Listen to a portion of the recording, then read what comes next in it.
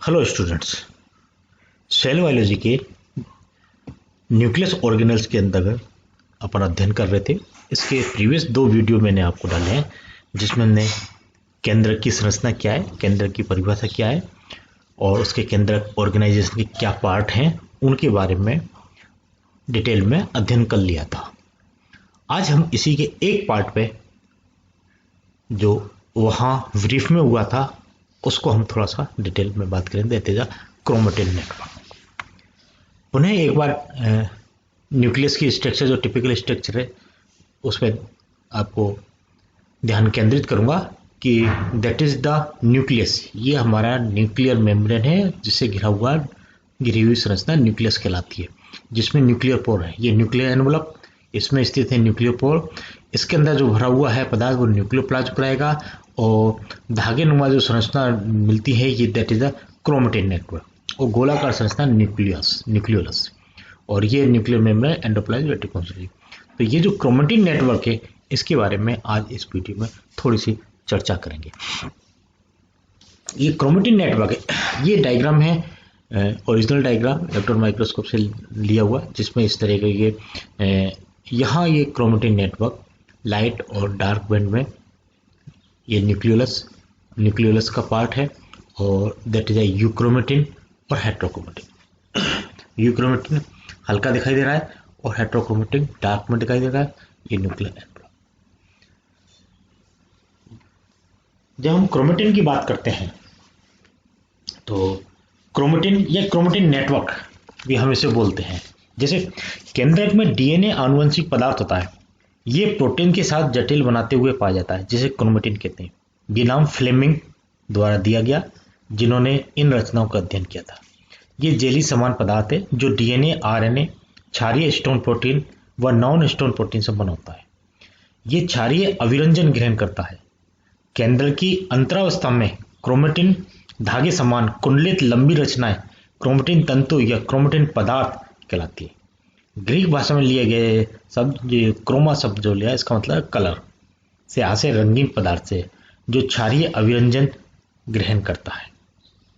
कोशिका के विभाजन काल में क्रोमेटिन पदार्थ संघनित होकर मोटी धागे या रिबन जैसी रचनाओं गुणसूत्र के रूप में दृष्टिगत होते हैं। इनकी संख्या, आकृति तथा माप प्रत्येक जाति हेतु निश्चित होता है।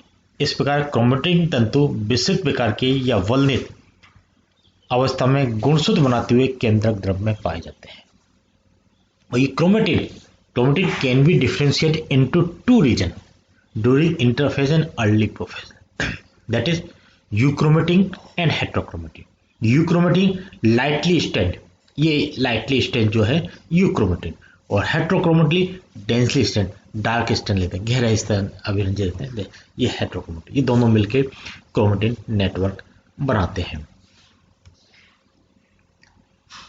ये डिफरेंस है यूक्रोमेटिन हेट्रोक्रोमेटिन में कि यूक्रोमेटिन लाइट स्टेन होगा, ये डार्क स्टेन होगा।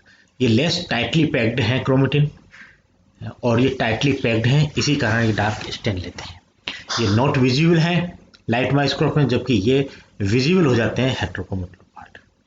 जेनेटिकली एक्टिव रीजन जो है वो यूक्रोमेटिन जो लाइट पार्ट है और हेट्रोक्रोमेटिन जो हमें दिख रहा है that is genetically inactive region. हालांकि ये contain gene that are not express. ये जीसी रिच होते हैं, ग्वानिन और साइटोसिन, और ये एडेनोसिन और थायमिन एटी रिच होते हैं, ये एटी रिच होते हैं। Heterochromatin some parts of chromosome don't always encode protein, ये वो पार्ट है। और हेट्रोक्रोमेटिन रीजन जो है centromere and tip of the chromosome, centromere में होगा और क्रोमोसोम्स के टिप पे उपस्थित होगा।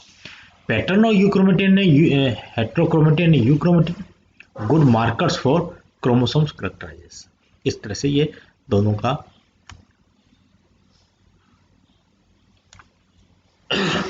हेट्रोक्रोमेटिन 2 फॉर्म्स है। यदि मतलब क्रोमेटिन नेटवर्क जो है जो हल्का पार्ट ले रहा है वो यूक्रोमेटिक रहेगा, डार्क पार्ट जो ले रहा है वो हेट्रोक्रोमेटिक रहता है। इस हेट्रोक्रोमेटिन के ये 2 फॉर्म से कॉन्स्टिट्यूटिव हेट्रोक्रोमेटिन रहता है और facultative heterochromatin.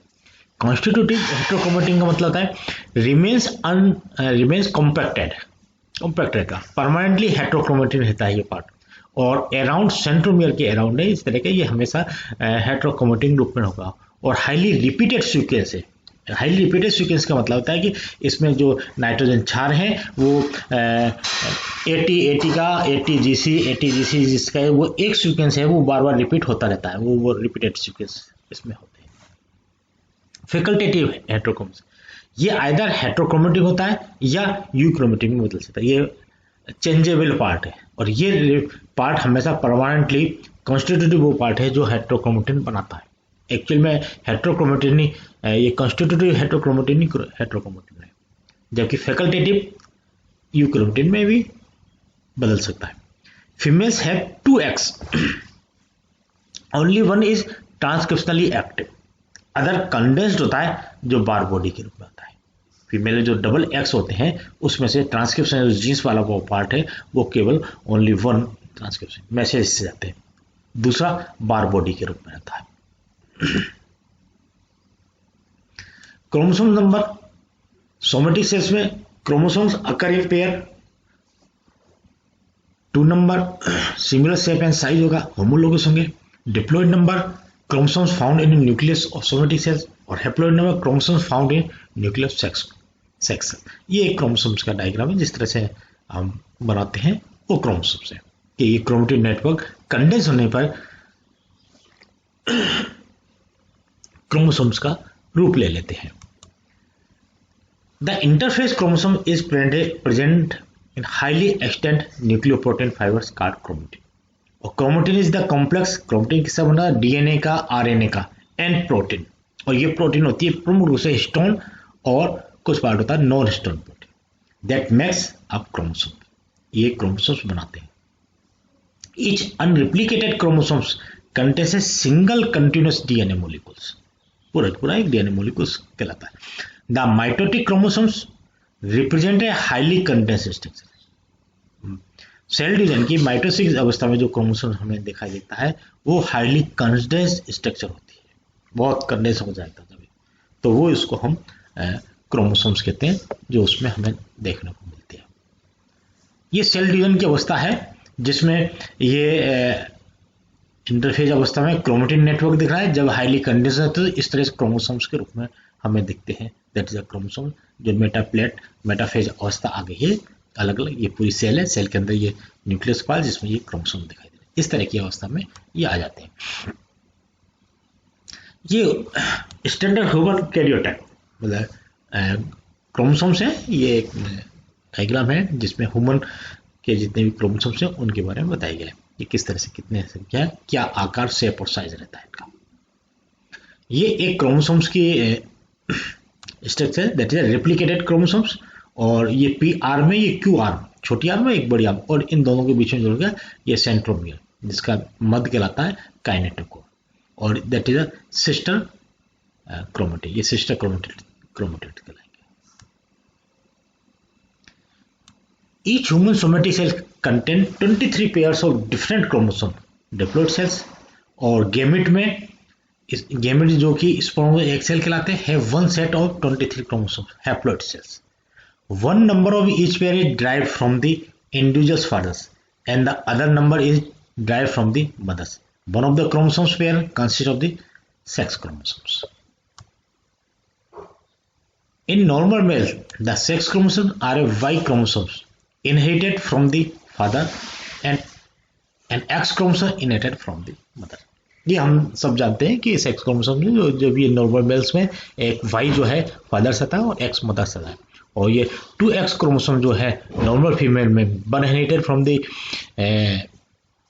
One inherited from each parent, दोनों मदर फादर से, दोनों से एक एक आएगा X chromosome. The other 22 pairs of chromosomes are termed autosomes. The number of each pair of the autosomes are said to be homologous or homologous because their DNA is very similar. ये दोनों सब similar, very similar होगा, ठीक है, autosomes कहलाएंगे वाइस के।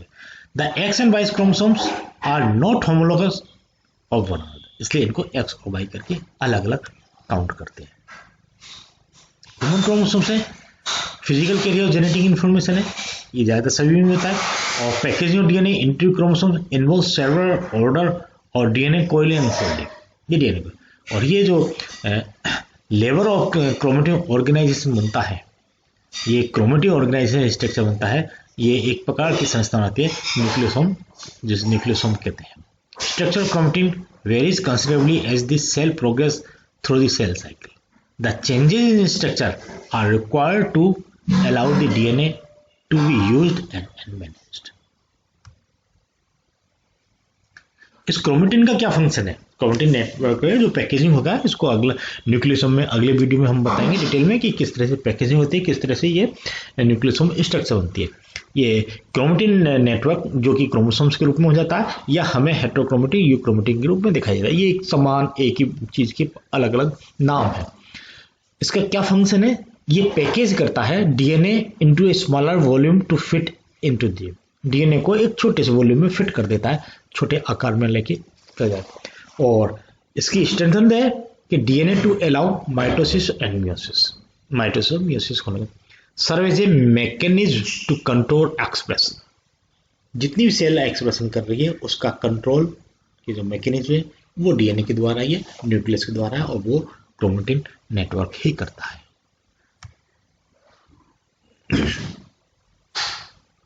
ये इस प्रकार से क्रोमेटिन नेटवर्क जब क्रोमोसोम से हो जाता है, एक सिस्टर क्रोमेटिन से दिखाइए, इसका एक पार्ट इन्होंने यहां से काट के दिखाया, दैट इज द डीएनए, और डीएनए का ये पूरे स्ट्रक्चर है। इस प्रकार से कंडेंस होके हमारी संरचना बनाता है। ये एक और डायग्राम है जिसको कि हम अगले उसमें न्यूक्लियोसोम स्ट्रक्चर में डिटेल में पढ़ेंगे कि किस तरह से ये स्ट्रक्चर बनती है। ये क्रोमोसोम्स का ये एक पार्ट और ये पूरा पार्ट एक न्यूक्लियोसोम संरचना बनती है जिसमें हिस्टोन प्रोटीन्स के रहते हैं, और इसमें जो डीएनए पार्ट रहता है वो डीएनए की संरचना डबल हेलिकल संरचना में पढ़ते हैं। कहने का मतलब यदि हम ऊपर से साइड से चलें तो डीएनए डबल हेलिक्स जो संरचना है वो इस तरह से हिस्टोन प्रोटीन के साथ मॉलिक्यूल्स के जो है न्यूक्लियोसोम संरचना बनाती है, और ये न्यूक्लियोसोम संरचना फिर सोलोनोइड संरचना बनाती है, और ये सोलोनोइड संरचना इकट्ठी होकर एक क्रोमोसोम, एक क्रोमेटिन नेटवर्क का काम लेती है, एक क्रोमोसोम्स बन जाते हैं। इस प्रकार से संरचना रहती है, जिसका नेक्स्ट वीडियो में अपन डिटेल में स्टडी करेंगे। ये वही है कि सिंप्लीफाइड है कि डीएनए कोइलिंग किस तरह से होगी और ये क्रोमोसोम्स किस तरह से बनेंगे। इसके बाद न्यूक्लियोप्लाज्म में कि न्यूक्लियोप्लाज्म जहां ये क्रोमेटिन नेटवर्क है, क्रोमेटिन नेटवर्क के अलावा जो भी पदार्थ है that is a nucleoplasm. The nucleoplasm is a highly viscous liquid and surround the chromosomes and nuclei. Many substances such as nucleotides and enzymes are dissolved in the nucleoplasm. ये केंद्र तरफ है, ये उसमें उपस्थित होता है। तो इस वीडियो में केवल क्रोमेटिन नेटवर्क को आपको क्लियर किया गया है कि क्रोमेटिन नेटवर्क कौन कौन से हैं, और हेटेरोक्रोमेटिन और यूक्रोमेटिन करके दो प्रकार के ये हैं। और हेटेरोक्रोमेटिन यूक्रोमेटिन में उन्हें एक बार फिर मैं आपको दिखा दूं कि यूक्रोमेटिन जो है वो सामान्य क्रोमेटिन है जो सक्रिय जीन रखता है, जबकि हेटेरोक्रोमेटिन ये परिवर्तित क्रोमेटिन जो सक्रिय जीन रहित होता है। यूक्रोमेटिन अनुलेखन या आरएनए की भाग लेता है, जबकि हेटेरोक्रोमेटिन भाग नहीं लेता है। ये यूक्रोमेटिन थोड़ा सकरा होता है, 30 से 80 एंगस्ट्रॉम मोटाई का तंतु है, और ये क्रोमेटिन के अधिक भाग का प्रतिनिधित्व करता है, जबकि हेटेरोक्रोमेटिन जो है कणकीय प्रकृति का है और ये सूक्ष्म भाग का प्रतिनिधित्व करता है। यूक्रोमेटिन हल्का विरंजन ग्रहण करता है, हेटेरोक्रोमेटिन गहरा विरंजन रहता है। यूक्रोमेटिन डिफ्यूज प्रकृति का है, जबकि हेटेरोक्रोमेटिन कंडेंस प्रकृति का होता है। न्यूक्लियोसोम धागे से कम कुंडलन पाया जाता है यूक्रोमेटिन में, और हेटेरोक्रोमेटिन सोलेनेट प्रकार का कुंडलन करता है, न्यूक्लियोसोम धागे से बना होता है। यूक्रोमेटिन पर पीएच है, ताप है, हार्मोन्स है आदि का प्रभाव होता है, जबकि हेटेरोक्रोमेटिन पे पीएच, ताप, हार्मोन्स, विष आदि का अल्प प्रभाव पड़ता है। और यूक्रोमेटिन ही क्रॉसिंग ओवर दिखाता है, जबकि हेटेरोक्रोमेटिन क्रॉसिंग ओवर नहीं दिखाता है। सेल साइकिल के एस फेज के दौरान यूक्रोमेटिन की प्रतिकृति बनती है, और हेटेरोक्रोमेटिन की प्रतिकृति एस फेज की लेट अवस्था में G2 अवस्था में प्रतिकृति होती है। ये हेटेरोक्रोमेटिन और यूक्रोमेटिन का अंतर है, ठीक है। और इसके फंक्शन के बारे में आपको मैंने बता ही दिया कि ये आनुवंशिक पदार्थ को ग्रहण करता है, प्रजनन एवं कोशिका विभाजन के दौरान गुणसूत्र का निर्माण करता है, ठीक है ना, मतलब आनुवंशिक सूचना को भेजता है। ये उत्कों में टिश्यूज में जो है ना ग्रोथ होगी और डिफ्रेंशिएशन होगा उसको नियंत्रित करता है। ये कोशिकीय उपापचय का नियमन करता है। ये काउंटिंग नेटवर्क के कार्य होते हैं। आज केवल इतना ही। Okay, thank you.